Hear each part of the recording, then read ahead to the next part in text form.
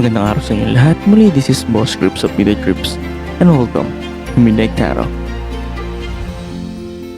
Yun, so today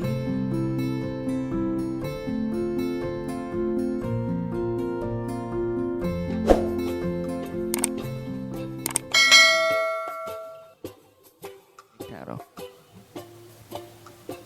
Yun, so today tingnan natin ang magiging kapalaran ng ating mga kaibigan na Cancer this October 2021. Ganun dati, we have 9 cards here and these are the question in each card. Yan, as you see, nakita.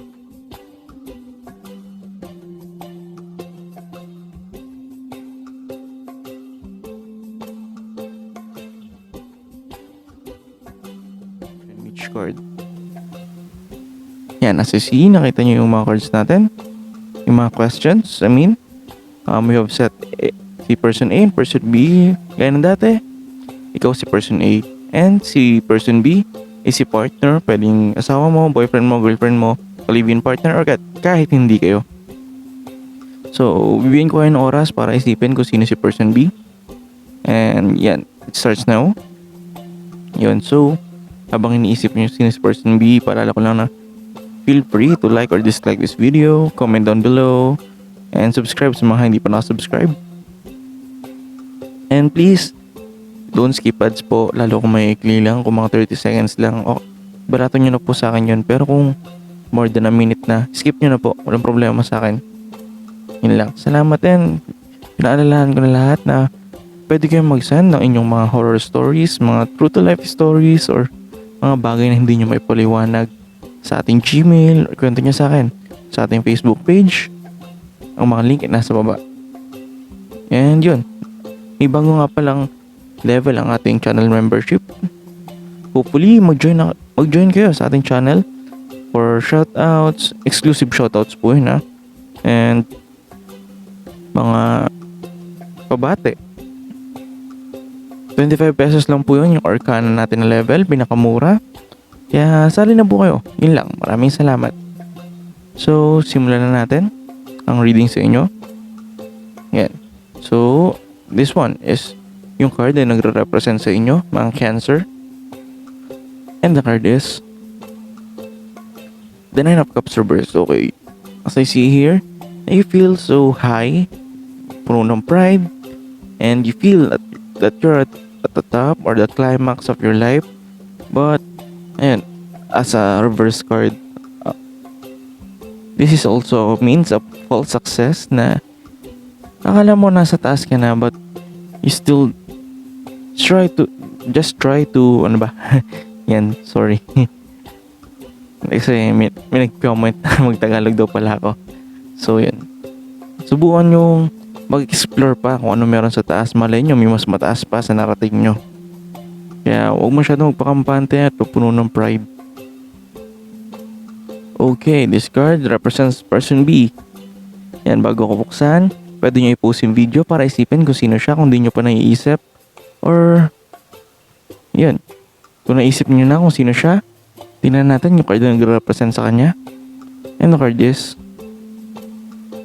yan, the 2 of Wands. Okay, as I see, na this person B is magaling mag-balance ng mga bagay, hope, and yung mga options na madalas malabong gawa ng paraan, nagagawa niya ng paraan, and madalas is napagsasama niya pa yung mga options na nagkakaroon ng creation sa bagong mas magandang option. Yan, so this is the person B. Yan, tingnan natin yung mga rule nyo sa inyong relationship. Yan, yung role mo sa inyong relationship is the death. Okay, as I see here na something is ending as a role in your relationship. Pwedeng obligation or career, kung magkasama kayo sa career, mga investment, or you feel yan. But don't worry, that is not a bad card. It also indicates na may bagong simula. Yan. And yung role naman ni person B, tingnan natin sa relationship nyo. The card is okay, 2 of Pentacles. Yan, puro siya 2. But as I see here na Two of Pentacles, magaling din siya mag-balance ng mga kanyang mga obligations and time, mostly in his career, yung role niya, and in his private life, kumbaga sa buhay, relationship, and sa love nyo. Magaling siya mag-balance at kumbaga, mag-organize siyang tao. Yan. So, tingnan natin ang challenge sa inyong relationship. Okay, the challenge is the Six of Cups. Okay. This is an upright, so I think this also means na you found your soulmate. This is the soulmate card. So, congratulations. You are meant for each other talaga. And I think na naging challenge siya kasi paano nyo ma-figure out na paano kayo maging compatible at magbigay ng oras at mga affection sa isa't isa. Okay, dito naman tayo sa feelings nyo.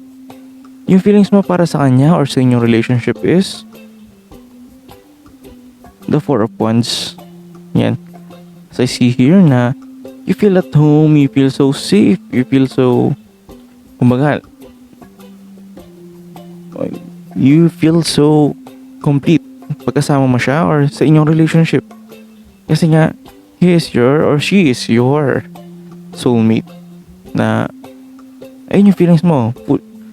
And, your happiness, and pwede ng celebration. As I see here, na may ending nga siguro some of you na pwedeng mag-end na yung relationship nyo as boyfriend-girlfriend kasi magle-level up na kayo. Ayun yung celebration na sinasabi dito na going on one roof or pwedeng pakasal, live-in, yan. Leveling up your relationship. And tingnan natin yung feelings naman ni person B. Ang feelings ni person B is the King of Pentacles. Okay, as same as you, he feels so ano ba yun? Kumbaga, kampante. Masyado siya kampante siya sa relationship nyo. He feels so powerful and kumbaga, in some of you, siya yung nagiging source of finance na tutugunan niya naman ng maayos as the King of Pentacles. And the King of Pentacles is the most responsible of all the court cards. So congrats sa'yo dahil nakilala mo siya. Okay, yung effect ng relationship sa inyo. The effect will be the Seven of Pentacles, the Seven of Wands, sorry. So, I see here na it's more on you kasi magaling naman magaling si person B sa mga decision making. So, this is about you na worrying na matalo ka. And, yun. So, my advice here is huwag mo na isipin yung outcome. Just live the moment. Magpakasaya ka na huwag mo isipin na matatalo ka kasi you have your soulmate. Nakita natin sa reading. Kasama mo na yung soulmate mo. And yun na. Yun nga na kasi this means na parang nag-worry ka kung matatalo ka or susugal ka na walang patutunguhan. So, do not worry anymore. Ayun yung advice ng card. And lastly, the outcome of this relationship. This is the Seven of Swords. Okay, as see here, this is the deceit card, most commonly known, but I don't see any deceit sir or panloloko sa mga cards. So, I think this means parang you will do all for your love. Parang, kumbaga, you will conquer all. Kumbaga, this means also na doing your best to win kahit anong mangyari. So, I think pwedeng may gagawin kayong hindi okay, but for your love, for your relationship, gagawin nyo to kasi you love each other and you want to fight for it. So, yan, ang ganda ng mga cards nyo. Congratulations dyan, mga Cancer. Yan. So, yun. Maraming salamat sa panonood. Hopefully, makatulong to at maging gabay nyo this month. Muli, huwag kalimutan mag-like, comment, share, and subscribe and join our channel. Kahit sa Arcana lang, masayang-masaya na po ako nun. Muli, this is Boss Group sa Pwede Trips. Hanggang sa susunod na misteryo. Signing out.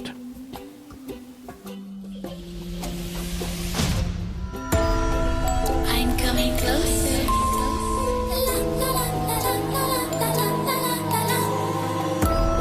I will catch you. The time it goes tick tock, tick tock, tick. You are unprepared. I would swear you are pretty scared. It is like a magic show, and